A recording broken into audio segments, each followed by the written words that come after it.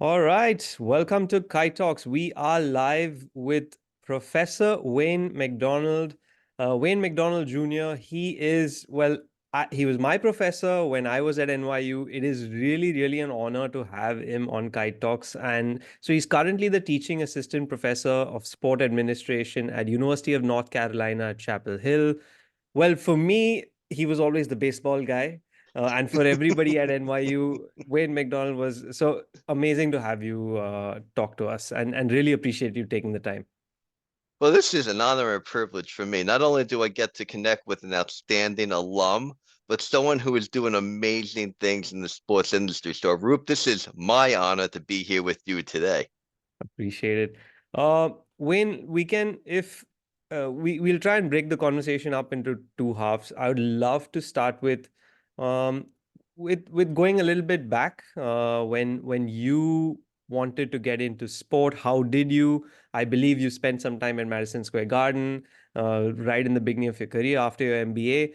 Maybe tell us a little bit how, I mean, if you want to go before that as well, how did you get into sport? And then we can take the conversation as it goes.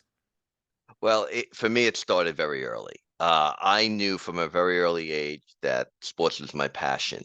It was deeply woven into who I am as a person. And I got to give credit to my dad for that and my brother, just because we grew up in this household where we always were playing sports. Every season it was fall soccer, winter basketball, spring baseball, summer everything. So we were brought up in an environment where we were encouraged to sample sports. Hmm. We weren't specialized in anything. So very early on, it was, I don't want to say it was drilled into our heads, but we were encouraged to participate in a wide variety of sports. And I grew up in the Bronx. I grew up about 7 miles from Yankee Stadium.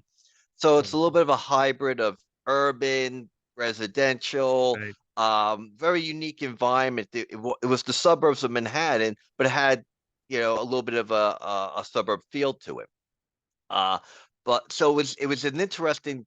To me, it was a great place to grow up because you're playing sports, in the streets, Of you're running course. around, you're on different fields. So I took that passion and parlayed that to everywhere I went. I was a two-sport athlete in high school. I was a baseball, soccer player. I played semi-professional baseball for a number of years. Wow. I got into coaching. So it was always a big part of my life. I spent about a decade coaching at my alma mater. I own a preparatory school, and then coaching semi-professional, summer league, travel teams, you name it. So it was always who I was. Even when I went to do my MBA, and I went the traditional finance management Right. route during my academic studies, but everything I did, I applied to sports. If I were going to write a thesis or a research paper in graduate school, it was always like, how can I translate these skills to the business of sports? Uh, so it was always that. And the other big thing, I had amazing mentors. Besides two of the best parents and my mom and dad that any child could have ever had in the time to which I grew up and how we were encouraged to participate in different sports. I had coaches and faculty members that profoundly influenced me and shepherded me even to this day. Uh, it's Arup, it's very special when here I am, you know, almost 30 years outside of graduating from high school, Yeah. that you're still talking to your high school coaches, and during the holidays you're exchanging messages where you That's say you love amazing. each other. So for me, it started very early, and I've carried that into to what you even said. I worked at Madison Square Garden, and knew all of that. So for me, sports has been deeply woven into who I am since birth, if you want to be honest about it. Amazing, amazing. And I know you spent many years, over a decade at NYU. Amazing, and made such a big difference. I know there's different areas that you've and different hats that you've had on. Um, did you always know you wanted to get into the teaching side? as well, or how did that come about? That was a surprise to me, Arup, to be honest with you. So I was a finance major undergrad, and in college we all part of study groups. College graduate school study Yeah. groups are very important to survival. Working with good classmates, so I had some study groups. And the study groups started off maybe three or four, then they started to grow. So one night, we're studying for a finance exam, and I had a classroom in our business school, and I might have had 20 or 30 students in there, and the chair of the finance department walked by and saw this. And he never forgot that. So fast forward, I get a BBA in finance, MBA in management, and I'm working at Madison Square Garden. Hmm. And I'm loving life. I'm working at the world's most famous arena, working with all these amazing people, different events, sports, concerts, you name it. And the chair of the finance department at my alma mater, Iona University, reaches out to me and says, "Love for you to come back and teach a course." So Madison Square Garden was awesome. They let me one night a week go do it. So I did that for a year. And then a dear friend of mine by the name of Scott Amon, who your paths might have crossed at New York University. He was a colleague of mine at New York University, and he was also a friend, said, there's a couple of really good people at New York University. They're trying to do something with sports. Uh, how about a conversation? So I'll never forget this. So I meet Scott and this man by the name of Jonathan Rosenberg in Grand Central Station in Manhattan in a Mexican restaurant to talk to me about possibly joining the team as an adjunct because they're trying to do something.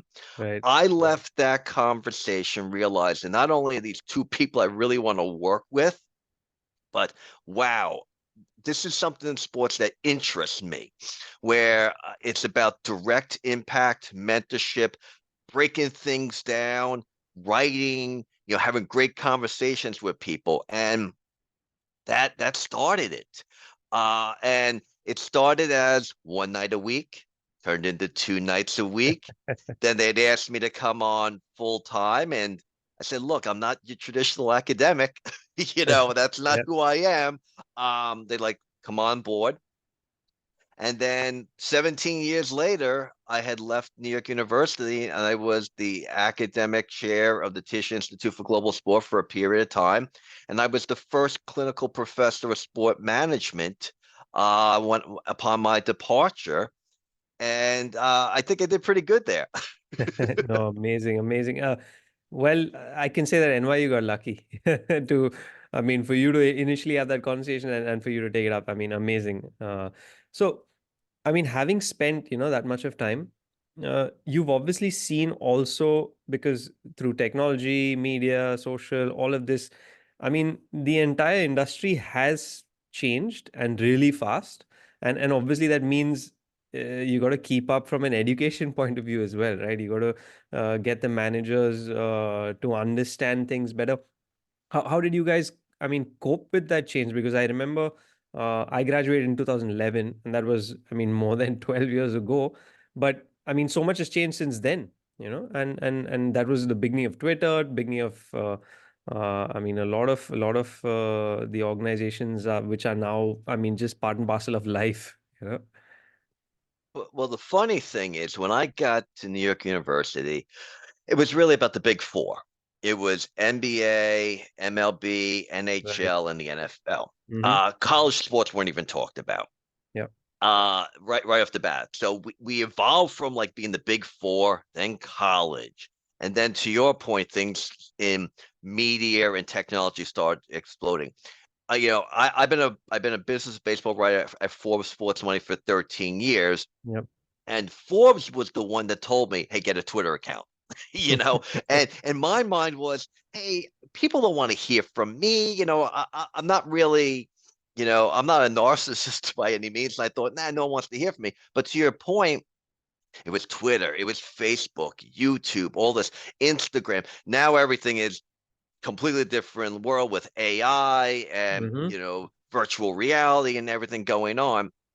So I've always been one where you kind of tread carefully at the beginning. I'm more of let other people try it out first and then we'll go from there. But it's dramatically impacted everything that we do. Yep. Here I am in Chapel Hill. I'm working with some of the most elite athletes in all of college on a daily basis. And we're having conversations about chat GPT Yeah. and, the proper way to cite things or how to, do projects. I think as a byproduct of the pandemic, as a professor, you had to adapt. You had to change. And, Yep. I know you've had me in class and I was very disciplined and delivered a different way. I tell students who have me now to go have a conversation with students that had me in the past, and they said you're a different person.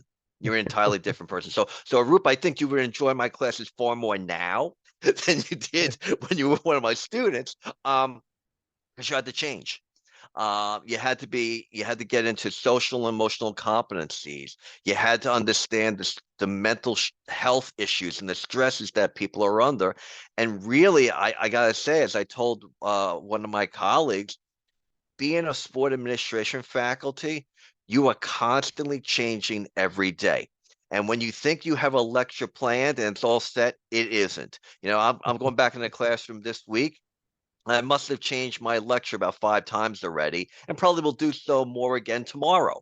It's just the nature of the beast is constantly change, evolving, and sometimes it's good, sometimes it's not so good. No, I can totally imagine, and it's quite a challenge. I mean, at the end of the day, it's and rightly as you said, with AI and the way it's really, I would say, daunting a little bit for academics, because you got to ensure that I mean, your students are actually doing the work, uh, versus versus taking the shortcuts, but or using AI in a productive way versus using it in a way that's, I mean, not right. But yeah, I mean, that's a conversation for another day. But so going back to so I mean, like I mentioned, you had very different hats across your time at NYU, and so and also you all rebranded to Global Sport, and like took it under one umbrella. And school is also, yeah, you had many different international trips. Tell us a little bit about some of the students. I mean, you had a lot of international students come in, and how did you all adapt to also understanding sport outside of the US? Because, like you said, it was first just the top four, and but then you got to look at it from a very global perspective as well. Because NBA is also kind of going out there. NFL is now having games across the pond, so there's a lot of, I mean, the global nature, and with social media, everything is really coming into one platform and very easy accessible. So, yeah, maybe throw some light on that. It happened very quickly, if you would Yeah. ask me, because Yep. I think we were building curricula at that time that was very North American in nature. It- you know, um, Yep. and then all of a sudden you start to see the student population change, where it's getting more international. And that's a challenge right off the bat because of your point of reference in terms of examples. So I'll give you an example which you will appreciate greatly. It's the first night graduate school at New York University of revenue strategies and pricing, a course that you took with me. Yeah. Um, and I go into class and just to try to get the students talking, I say, let's talk about the five most important people in the business of sports in the 20th century. All right. So I'm talking about Jackie Robinson, Muhammad Ali, Marvin Miller, people Right. like that, trying to get people to think. So there's probably about 30, 35 students in the class. At the end of class, and the classes went till about 9 o'clock at night at that time. So late night, I probably had about 10 students waiting to speak to me. I'm like, wow, it's a little odd, first night of class and everything. And the first thing that dawned on me was the questions are almost the same. Who are the people that you mentioned in class? I'm not familiar with them. So that was like, okay, the rules are changed now. Now it forced you to go out and do more research to get better international examples. and really try to make that natural connection with your students where they can walk in and feel a sense of comfort that, okay, you're willing to change and bring examples that are relevant to them, not just that are what are relevant to you. So Yep. that happened very quickly. And, so it was a challenge of, okay, now we have students from India, we have students from China, we have students from Japan. What sports, Hmm. what examples, and you did that. It was great. I think my eyes really were opened when I got over to Abu Dhabi. So I Yep. was over there a few times with New York University working on conferences, and just seeing the sport landscape. Same thing happened for me when I went to Chile, and worked Right. with students down there. You know, I think what really set it for me was when I was in Chile, I had visited a professional soccer team by the name of Colo Colo. And that was the first time. Now, mind you, I've been in sports facilities all over the place, Right. but this was the first time that I saw barbed wire in a professional sport facility. And it was basically because of the hooliganism. Yeah. uh, and learning about the culture of sport and seeing the soccer academies and how young the children were going into the academies in Chile rather than what I'm thinking about recreation soccer here in the US, which has changed dramatically during that period Right. of time. So for me, it was having wonderful conversations with students like yourself, uh, going into a classroom realizing, hey, not everyone's going to care about the New York Yankees in here. Hmm. We're gonna maybe Manchester United, maybe Manchester City. Let's talk a little cricket. Yeah. Let's talk about what's going on in other parts of the world with other sports. So I think to me, it happened overnight. It happened very quickly. It wasn't gradual. It's like, whoa, Right. here we go. And for me, my experience really where it hit me the most was the graduate program, where I quickly saw the explosion of international students and said to myself, okay, not everyone's going to care about the competitive balance tax issues of the New York Yankees. Let's talk about Manchester City and what they're trying to do in the EPL. Yeah. No, and it you're completely right, and I think that's also it's a challenge. I mean, a lot of programs are now kind of trying to figure that out, because uh, it's important to because you have really good case studies everywhere, and yeah, it's important to understand all of them. So, tell us a little bit about your role now, what you've been up to. I mean, of course, the writing continues. I try my best to keep up with the articles. Maybe throw in a little bit of stories of what's happening in the baseball world, if you may. I've seen the Yamamoto stuff going on, and that's just unreal. But yeah, no, maybe tell us a little bit about what you're up to and at Chapel Hill and things like that. So it's funny, Arup. I learned a lot at New York University, uh, both good and bad, throughout the years, and that's life. That's how it goes. But when I got to Chapel Hill, it was an entirely different world for me. First, it was the first time in my life that I was outside of New York City. Mm-hmm. All right, so for anyone who knows me knows that you can take the boy out of the Bronx, but the Bronx you can't take the Bronx out of the boy. Yeah. Um, so that was a big major adjustment for me. Because I got very comfortable in New York City, whether it be a Starbucks or you name it. But I quickly found out why I'm there. And it's for me, it's simply the students. The students are extraordinary. I got there at a time where this thing called name, image, and likeness started out in college athletics. So the stars had aligned. So I kid with Professor Boland, or my esteemed friend and dear Yep. colleague, and your professor at New York University as Yep. well. It's like he was at Penn State, I was at UNC, and here are two guys that you know we're next to each other in an office on Ask the Place, and now we're in the middle of NIL.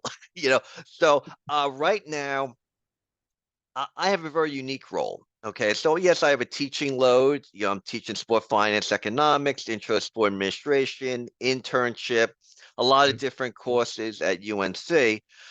But I work very closely with all the athletes. Mm-hmm. So I work with issues anywhere between NIL to eligibility to transfer portal, and this is in the advising role. So I probably have on the undergraduate level, it's probably about 300 to 350 undergrad students in our program. I see basically all of them.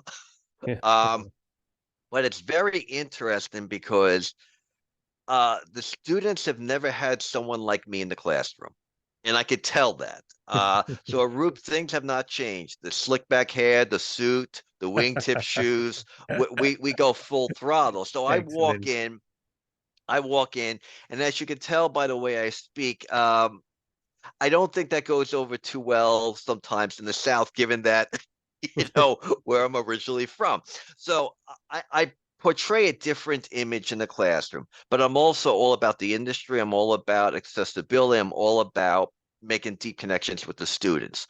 Um, so really, we're working through a lot of interesting things. But then what's really been a pure joy for me, besides working with these extraordinary students, and I will say with great honesty, overall, the students I'm working with at UNC are probably the best I've ever worked with. Amazing. Just from the perspective that they're all almost all of them that I'm dealing with are elite college athletes. They're trying really hard to maintain time management, but also to win national championships because UNC stands for University of National Championships. So there's a lot of pressure on the student athletes to win and excel. Uh, so I got myself involved pretty quickly in broadcasting. So because ESPN is with the ACC network and I'm Yeah. UNC's an ACC school, I got paired up to be a color analyst for the baseball program. So in a couple of weeks, we begin our season. I'll be in the broadcast booth for my third season, breaking down UNC baseball. And I had the time of my life that in for 3 to 4 hours, I'm on television, streaming, and I'm breaking down baseball with some of the best talent that I've seen up close and personal. And I'm Amazing. even more excited that we're probably going to have a ball player this year be drafted within the first 5 picks of Major League Baseball's draft. So, Wow. and it's not going to hurt that the team is really good too. So, my experiences at UNC so far have been very special. Working with amazing students, great faculty, amazing facilities. So it's very different than what I was doing at New York University. Students are different. I would say we have a smaller international population Yeah. than I was exposed to at New York University, but I am enjoying every aspect of my relationships and interactions with students at North Carolina. It's just been extraordinary. Amazing, amazing. No, that's fantastic to hear. And I can tell like always, I mean, how excited also, I mean, you must be when you're sitting on the broadcast side, which is, I mean, that's something that you love, don't you? Arup, I can tell you with great honesty, for every hour in a broadcast booth, I do 3 hours of preparation. Amazing, amazing. And I love it. I love breaking things down. I love working with good people. I think what I'm in awe of on a daily basis is the behind the scenes team that makes a broadcast work. Hmm. I think all of us we get focused on the on-air talent, Yeah. but what I've learned very quickly is the producers, the directors, the statisticians, the engineers, the camera people, or the audio technicians, the replay technicians. What they do is simply extraordinary. And our dear friend Ted Shaker, Ted told me, and look, Ted's a mentor and a dear friend to me. He's told me once, go sit in the production booth while a game is going on, a game that you're not calling. And I did that this past spring, and it blew me away. I was just so impressed. So New York University gave me a lot, um, but I've taken a lot of that, what I've learned, and applied it to my time in Chapel Hill. But Chapel Hill has given me things that New York University can never have given me. Right. and it's just a natural progression with things. And but the lessons and the experiences that I obtained at New York University, I'm applying directly to what I'm doing every day on campus, whether I'm having a conversation with an athlete discussing whether or not they're going to declare for the NFL draft, or talking about the possibility of going to London this upcoming summer to study international sports. So it's a very unique position for me because I get to do a lot of different things that I enjoy. Um, but sometimes I want to focus on other things as well. But it's just, I've been having a real total blast there. Amazing. I'm glad you brought up Ted, because I don't know if you know, he's an advisor to Kite Talks. He was part of our journey when we started. He's probably one of the first who saw our logo when we launched it, and I've always kept him up to speed of what we're up to. So as soon as the videos, I mean, I'm definitely going to share the link with him so he can watch this talk as well. No, amazing. I want to jump a little bit into the athlete side. And I know you mentioned you've been talking to the athletes and mentoring them. So this is athletes across pretty much all sports, right? Arup, I'm going to give you a couple of examples that you're probably going to laugh at because you've known me from my days in New York University. Uh, a lot of people know me as just a baseball person, guilty as charged. But what has opened my eyes at Chapel Hill has been my relationship with a lot of the team managers across the different sports, Mm-hmm. particularly women's field hockey. Mm. Who would have thought someone like me would get involved in some capacity of going to women's field hockey games, mentoring some of the athletes, working with the team manager? That has been exceptional. Um, you know, talking to a lot of the graduate assistants working with the different teams and understanding the mechanics of what it's like to be a top 10 college team, whether it be men's and women's basketball, baseball, women's field hockey, women's tennis, cross country, you name it. I've had the honor and privilege of working with all these different athletes.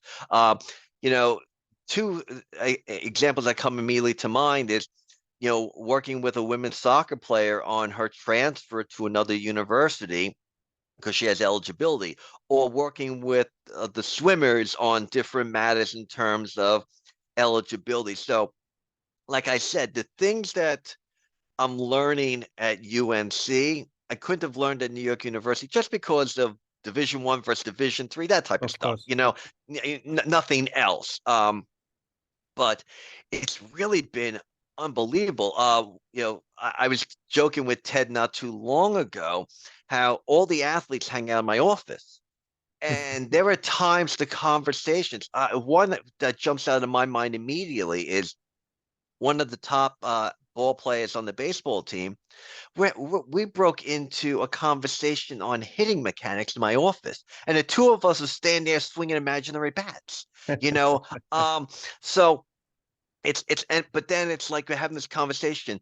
You know, how do you make adjustments? And so it's weird because I go from talking about debits and credits in one instance with Right. students to radial deviation and lift and launch angle, it's so it's very unique for me in terms of doing these amazing things. And then, by the way, then going on television and talking about these things in the context of a ball game. So it's pretty amazing on so many levels. Nice. How's the, I mean, things have changed quite a bit, right? I mean, since I've spent some time in the US with the whole college athlete image, license, those kind of things. How have, I mean, athletes, universities, everybody kind of adapted to that whole, I Well, mean, it's, and I it's know, and you're complicated. right in the middle of it, right? So it's not an easy one to navigate, is it? It's very complicated. Especially a place like Chapel Hill, because there's a lot of pressure to win and there's a lot of very successful teams. You just have to walk around the different facilities and there's the championship banners that are just jumping out at you.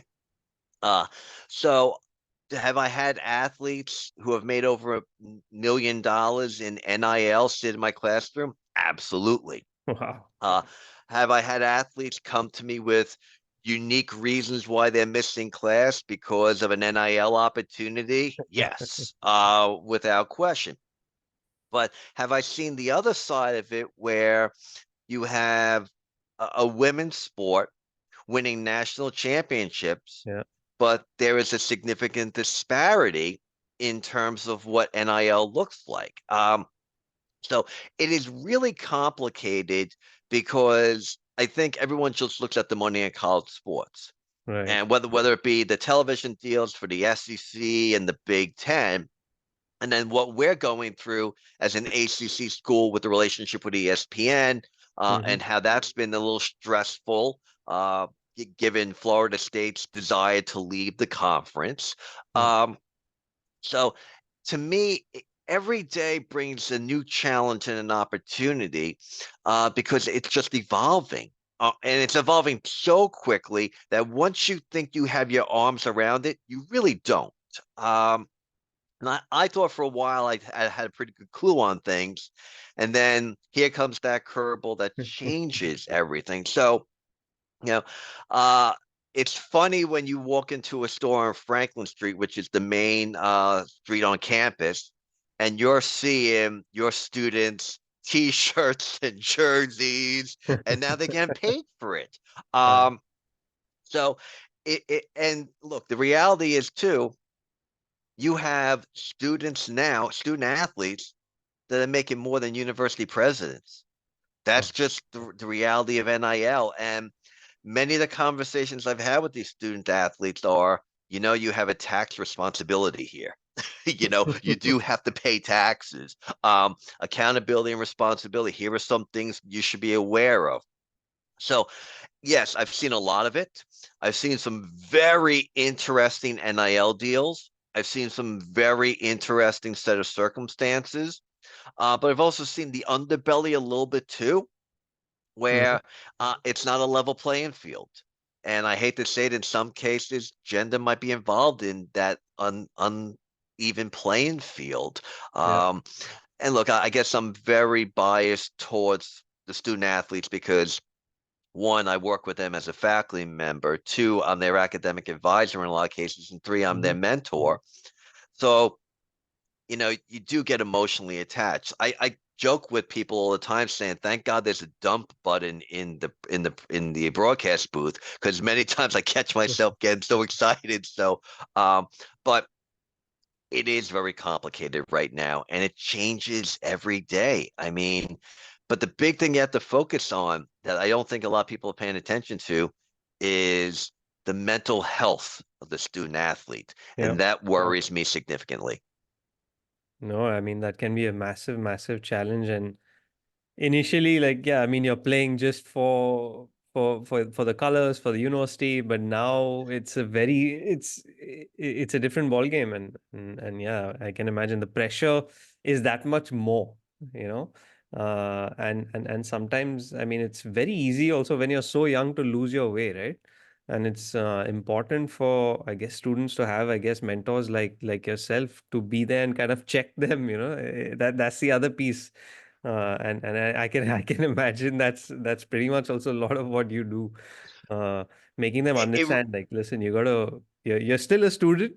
uh, But and it's interesting though. It's interesting because I will say, and I dealt with a lot of very mature students at New York University, a ton. But I think the students I'm dealing with now at Chapel Hill, there's a different pressure. There was always pressure at New York University, yeah. always pressure. Hmm. But it's that regular academic pressure, and then the pressure of winning national championships, and now the pressure of name, image, and likeness. And how do you keep up? The one big thing that worries me that I'm seeing is it's almost like the Ted Shaker quote that he used to say all the time when we were working on events, like particularly like mega sporting events. What happens when the circus leaves town? Okay, so what I'm seeing is when athletes, college athletes, are coming to their final season or their final semester, and they're realizing they are no longer part of the plans of the coaching staff because they have a whole new recruiting class coming in, Right. transfer portal, you name it. Then it hits them to say, I'm not going to be that 2% that's going to go and play professional sports. What do I do? And Mm. I would say over the past semester, I'm seeing more of those conversations than I have in recent in semesters. So now that's another issue that you're confronting. Like, okay, I was a great athlete at a Power Five university for 4, 5, 6 years, depend upon eligibility, to now, okay, I got to make that transition. The circus has left town. What do I do? So it's a very interesting dynamic. I don't want to say it's cold, Hmm. but it's just like the circle of college athletics. Okay, your time is up. Time to move on to another group of athletes. So I'm seeing a lot more of that. And that's not being talked about as much as it probably should be, given that name, image, and likeness has profoundly influenced the way we consume and interact with college athletics. No, completely. And it's I mean, it was a long time coming, and now that it's here to stay. I mean, everyone's got to adapt and make the most of it. I guess. So, we're reaching the end of our talk. I mean, since we're talking, I mean, a lot about college athletics and where you're at, I'd love to give perspective because a lot of our audience is global as well, and I want to give I mean, talk specifically about college sport and college, well, the broadcasting side, if you're okay with that, um, and really how big it is. You know, people outside the US and people who have not spent time don't really understand because I have conversations in India and this part of the world about why don't we have that many, say, Olympic athletes, and why do, and then I kind of explain to them a few things about, you know what, if you go spend some time in the US and realize the structure, realize the systems, realize that sport is part of the culture and the business of it, it's mind blowing, right? So maybe if you could just tell us a little bit about college sport and college broadcasting and the size and scale of things for some of the global audience that's listening in. Well, it's funny, Roop. Like I mentioned before, I'm born and raised in the Bronx. Really, New York City is very professional sports centric. Okay, Yeah. you grow up with Yankees, Mets, Jets, Giants, Knicks, Rangers, Liberty, that type of environment. So, and that's what I was accustomed to my entire life. Mm-hmm. I got to Chapel Hill and went as much as I know about sports and as much as I've been around it, I was a fish out of water Wow. because college athletics in a lot of communities in the United States is a religion. It really is. I mean, uh, you go to the local Starbucks or to the local diner, they're living, breathing, eating all aspects of that sport, whether it be football, basketball, soccer, lacrosse, field hockey, you name it, softball, baseball, whatever it is. And you're sitting there thinking, I had that student in my finance class. That student's in my intro class. It's bizarre. I would say in a lot of cases, these college athletes in many of these mega universities, the Power Five conferences, are deified. They're viewed as like gods in so many different ways. I'll give you an example. My first class that I taught at Chapel Hill, Mm-hmm. I walked into it and I got three athletes in that class now we're playing in the NFL. One's the starting quarterback for the Washington Commanders. Um, so it's a different world, and it really is in a lot of environments a religion because it's deeply woven into the fabric of these communities. Yeah. And the pressures are real. That's the other thing. We're talking about 18 to 22-year-olds, and they're facing pressures that most adults probably couldn't handle. Their Yep. time management skills were extraordinary. I can't tell you how many times, an athlete has told me they practice 5 o'clock in the morning. Then they go to class for about 4 hours. Then they're back practicing. Then they have meetings at night. So, it's a different culture. Now, when you get into the television deals, we're talking billions upon billions of dollars because North America really has a great infatuation with college football, college basketball. The NCAA tournament, March Madness, as our esteemed friend Ted Shaker is one of the masterminds behind so many aspects of what it is Yeah. today. We love I think it is, we love the underdog stories. We love the Cinderellas. We love the competition. We love the purity in a lot of ways of college athletics. And we love the concept of amateur sports. Yeah. But now what's happening because of the television deals, because of name, image, likeness, college athletics is feeling more like professional sports in a way Hmm. because of the billions of dollars that are involved in college athletics right now.